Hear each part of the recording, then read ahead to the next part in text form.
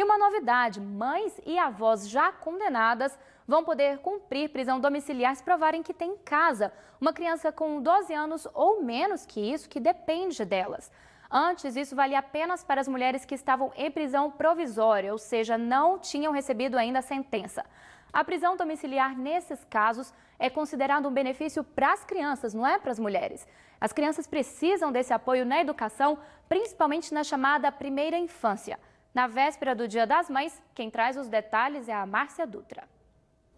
Oi, Gabi, boa tarde para você, boa tarde a todos. Hoje eu tenho o prazer de conversar com a Alice Bianchini. Ela é doutora em Direito Penal, ela também faz parte das comissões nacional e estadual da Mulher da OAB e ela também é uma das maiores especialistas na Lei Maria da Penha. E antes de falar sobre essa notícia super importante, que é o indulto do Dia das Mães para as mulheres que estão presas e têm filhos, a gente vai falar sobre uma pesquisa também que é muito importante. Essa pesquisa, Gabi, revelou que 4 em cada 10 meninas de 6 a 14 anos aqui no Brasil se sentem menos inteligentes do que os meninos. Alice Bianchini, boa tarde, muito obrigada por ter aceitado o nosso convite. Eu que agradeço a oportunidade. Qual é a avaliação que a gente pode fazer para o resultado dessa pesquisa que a mim me chama muito a atenção? E é interessante que é uma pesquisa feita no mundo inteiro, e esses são os dados do Brasil, né? Então os dados aqui nacionais. Agora, o que a gente percebe em relação a essa pesquisa? Uma coisa importante, que a coisa já começa lá atrás. Se a gente for pensar como que é a distribuição, por exemplo, das tarefas domésticas do menino e da menina, a gente também tem uma outra pesquisa feita no Brasil que vai mostrar que, por exemplo, arrumar a cama. Uma coisa básica, arrumar a cama. Tarefa de menina. É, tarefa de menina. Então, basicamente, só as meninas fazem. Um percentual muito pequeno dos meninos fazem. E aí você vai vendo, lavar louça, aquela coisa toda. O que dá a consequência disso tudo? Qual é a consequência que a gente vai verificar? A menina tem menos tempo para o estudo, tem menos tempo para o lazer. E a gente percebe que as meninas são voltadas mais por uma coisa interna, para o mundo interno, doméstico. Exatamente. E os meninos para o externo, e aí a gente começa a pensar também em relação às diferenças, por exemplo, de oportunidades. Qual a oportunidade que tem, quem tem mais oportunidades? No mercado de trabalho. No mercado de trabalho, na política, claro que começam a ser os homens. E aí a gente vai crescendo e crescendo, e a gente vai chegar num dado também muito ruim, que é um dado do Brasil, que nos coloca no índice de número 79 entre os países mais desiguais em relação ao gênero, desigualdade de gênero, ou seja, desigualdade do homem em relação à mulher. E daí não para mais, né? Bom, tá, e nesse contexto a gente tem a Lei Maria da Penha, que talvez seja uma das leis mais conhecidas do país, mas nem sempre tão efetiva como poderia e deveria ser. Por quê? Pouco efetiva, mas é uma questão cultural, porque a gente volta para essa questão cultural. Então, nós temos realmente uma sociedade que aí, claro, não é uma questão do homem, não é uma questão da mulher, é uma questão da sociedade, que trabalha num padrão muito ainda de supervalorização dos papéis masculinos e inferiorização dos papéis femininos. E aí é que vem trazendo todas essas consequências que a gente vai encontrando até hoje. Mas aí passa por onde? Passa pela educação, porque é a mãe que educa o menino, educa a menina.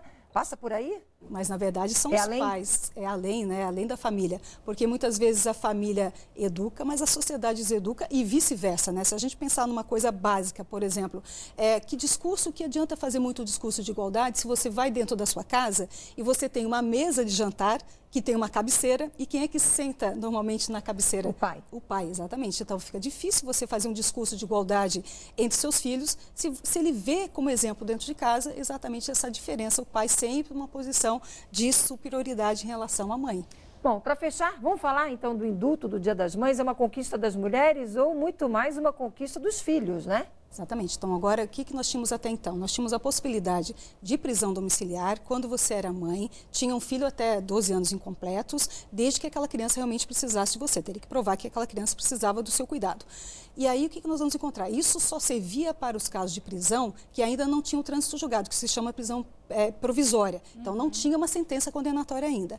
Agora, a mudança principal é exatamente essa. Mesmo para as mulheres já condenadas, mesmo para as avós. É interessante que também as avós entraram nesse indulto. Bom, então, desde que as avós provem que participam do processo de educação da criança, é isso? Exatamente. E aí, nesse caso, claro que tem alguns requisitos, né? Não pode, o crime tem que ser um crime que não pode ser grave, não pode ser crime cometido com violência ou grave ameaça. Então, tem uma série de requisitos. E a maioria, né? A maioria das mulheres que está no sistema penitenciário hoje brasileiro tem a ver com o tráfico de drogas. tem a ver com exatamente. E aí que essas todas então serão indultadas. E qual é a grande questão? A grande questão é que o Brasil ele é signatário de várias convenções internacionais e nós vamos encontrar convenções, por exemplo, que dizem como é que deve ser tratado, como é que deve ser o sistema penitenciário feminino.